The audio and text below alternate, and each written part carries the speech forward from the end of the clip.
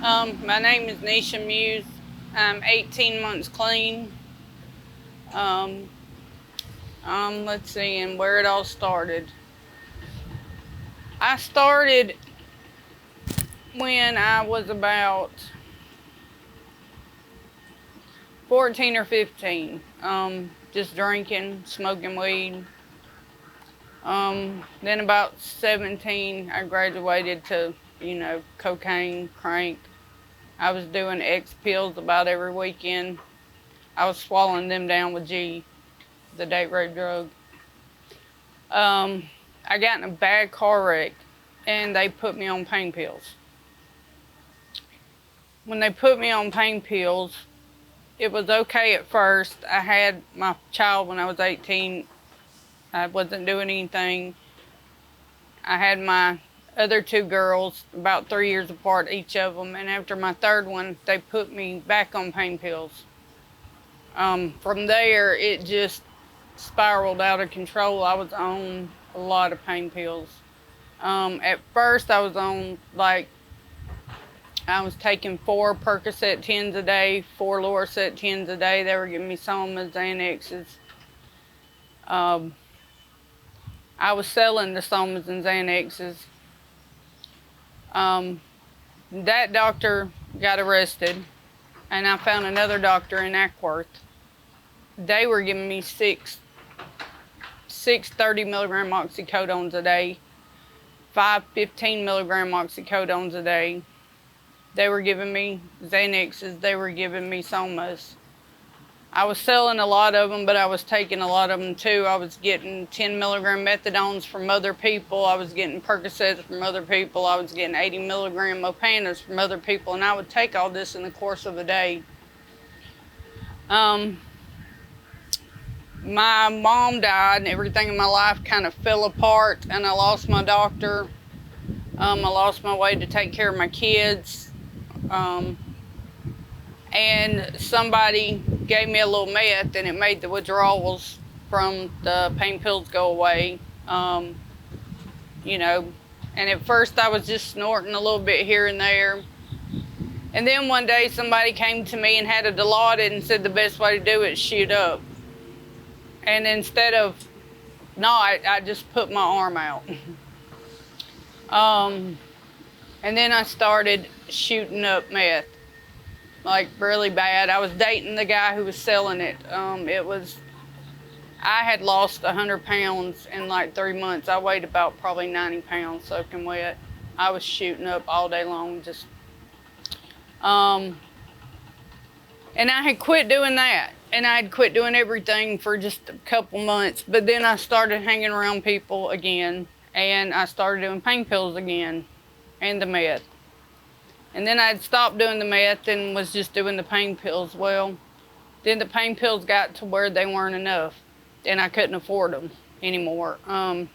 That's where heroin came in, because heroin is a lot more affordable, and you don't have to do as much. So I started doing it, and I did it for about 3 years, and I was doing meth with it. And then it got to be where that wasn't enough. And then came the fentanyl. And at this point, I'm mixing heroin, fentanyl, and meth. I would do shots. I would put heroin and fentanyl on tinfoil and smoke it. I would mix them together and snort it. It had put me in a very dark place. I have scars up and down my arms from where I've repeatedly tried to kill myself. I took a half a bottle of sleeping pills trying to kill myself. I got rushed to the hospital. They saved me. I woke up in the hospital and they were telling me, Miss Muse, you have meth in your system and heroin. And at that point, I got up, grabbed my stuff, and took off out the hospital. I don't even remember where I was in the hospital, or I just remember getting up and getting out of there because, of course, I had warrants out for me, too. And then I got a hold of some pure fentanyl, carfentanil. I snorted a little bit. And about maybe, I don't remember how long it took, But it seemed like it took long to me, but it didn't. You know, within a few minutes, I don't remember nothing but waking up with the EMTs around me, Carroll County Sheriff's Department over here, and just not knowing what was going on because I was dead. They said when they found me, I was gray. They had to give me a shot because the regular Narcan wasn't working. They were surprised I even came back because I was gone. They usually give up on people when after they've Narcaned them and they don't come back. Thankfully, God has always been with me because there's been plenty of times I should be dead and I'm not. The crazy thing is, you know, that didn't even scare me. You'd think it would have slowed me down or stopped me, and as soon as that Narcan wore off and I was feeling right, I just went right back to it. At this time, I had warrants out on me, felony failure to appear. I'd got 3 felony possession charges. I was on first offenders, felony probation already when I got those 3 felony possession charges. And I had just gotten so far down, just where I didn't even care. I got pulled over, and that's when I got the felony charges, knowing I was on first offender's felony probation. What changed it all for me is I was down at the trap house, and drug task force had busted into my daddy's home where I was staying because they knew I was selling drugs and doing them out of my house. I wasn't home, but somebody had told them where I would be, and they came in and got me. Now looking back on it, of course, when I got arrested, I was pissed off. Now looking back on it, it's one of the best things that could have happened to me. It's gotten me to where I am today, clean and sober, because all that made me crazy. It made me into a person I didn't like. I mean, I was just in such a deep, dark place. It's that stuff people don't realize, it grabs a hold of you. And when you have no hope, it just makes it hard to get out of it.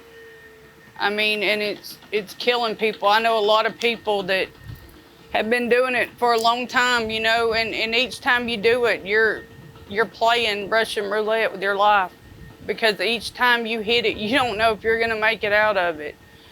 The crazy thing is, most of us don't care. We know this every time we go to hit it, and I knew it every time I hit it when I shot up or when I smoked it or snorted it. There's no safe way to do it.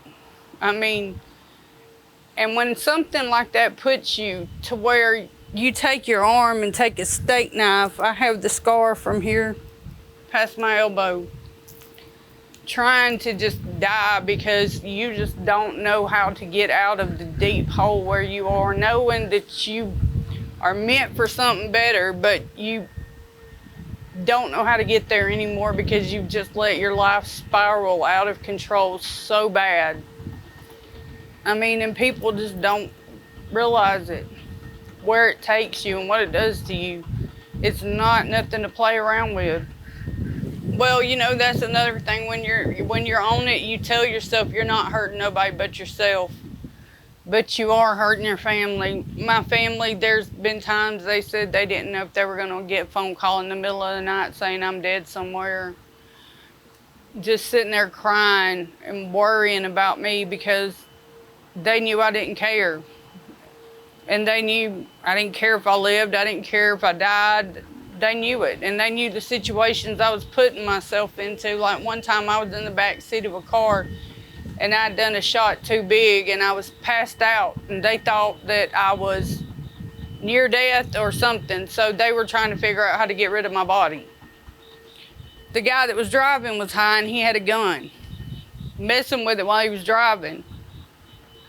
Somehow or another, the gun went off, and my head was like this. I was asleep, and at the very last second, I had just sat up as the bullet went by.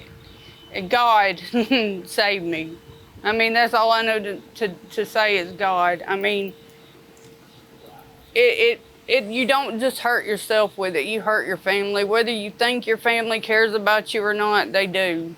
I mean, whether you think you have anybody, you do have somebody. I mean, you know, and that was my thing that I told myself all the time was, I'm not hurting nobody but myself, why do you care? But if they care because it's your family, they love you. I mean, and you are hurting more than yourself. You're hurting your kids, you're hurting, I mean, you hurt everybody around you. When I got arrested, like I said, when I got arrested, I had felony failure to appear warrants out for me. I'd already violated my first offender's felony probation, so I was basically sitting in jail, which was good because sitting in jail, it helped me get over the withdrawals and the hard part. I had already kind of made my mind up, but I was still on the fence. See, that's the thing. Even though the place where it takes you, it's still this deep, dark place, but you still don't know if because it's all you've ever known. Then they were trying to send me to RSAT. I went to court, and they were going to give me rehab, but at this point in time, my daddy had been sick, dying with cancer, and I knew he didn't have much time left, and so they put drug court on the table. I pled into drug court because I knew I could get out of jail. And when I got on drug court, that's what helped me. And then meeting Miss Audrey Smith, she works in the recovery community a lot. She does a meeting every Tuesday night at 6:30 called There Is Hope. And she's a recovering addict for 26 years. There is help. I mean, a lot of people think drug court's a setup. It's not. I mean, drug court's gonna be whatever you make it. You can make it hard on yourself or you can make it easy. They do help you. It will help you. I mean, you know, when you come off drugs, it's like being born all over again. It's like learning to walk again. You have to relearn how to do life. I mean, and you know, that may not make sense to a lot of people, but it's like you have to relearn everything because you're used to making that quick money, because most of us, when you're on drugs, you're selling too to support your habit. You're not used to having to work and do this. You just do whatever you want to do, which is not how life is. I mean, life is not supposed to be like that. You have to learn how to do everything. You have to learn structure, you know, and it gives it to you. I mean, it's made my life better, all of it. And now I go to conventions up in Atlanta. I do anything for recovery. If Miss Audrey says, Nesha, we need to do this, I go do it. This was brought to me by drug court, so I said, yes, I'll do it. If it'll help somebody, don't do it. It's not worth it. That momentary high that you think is gonna make you feel so good, it's gonna bring you more pain than anything it ever has in your entire life, if you're lucky enough to survive that first hit, or the second one, or the third one, because you never know. Every hit could be your last one. I mean, just because you made it through the last one don't mean you're gonna make it through the next one, because you never know how pure it is. You never know what kind of cut is in it. It's just not worth it. It's not ever gonna be enough. That first high you get, you're not gonna feel it again. You're gonna have to do more and more. You're just gonna be chasing it for the rest of your life, unless you're lucky enough to get out of it. Just be careful. You know, when they first gave me pain pills, this was back when they first started doing Oxycontin and all that. They didn't explain to you what pain pills do. They were acting like they were safe. They weren't addictive. When I was 17 years old, you know, I wasn't explained to by a doctor what it was really gonna do to you. I mean, if you have to take anything, let them put you on the low ones. I mean, And don't do it long term. Don't do it long, maybe a couple weeks. I mean, because you would be surprised how much your body can heal itself. I mean, and people don't tell you how pain pills work. See, that's the thing. They make you hurt, so you'll take another one.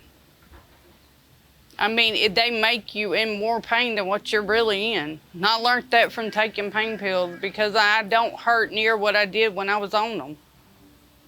I mean, it's crazy, but that's what they do. They make you feel like you're hurting worse than you really are, so you'll take another one in about 4 or 5 hours. But then they don't even last that long, so then you're taking more, and that's how you get in that whole situation. That's how I did, because you start off taking them like that, and it makes you feel good, and you're not in any pain. And then you take one and, oh, well, you're still hurting.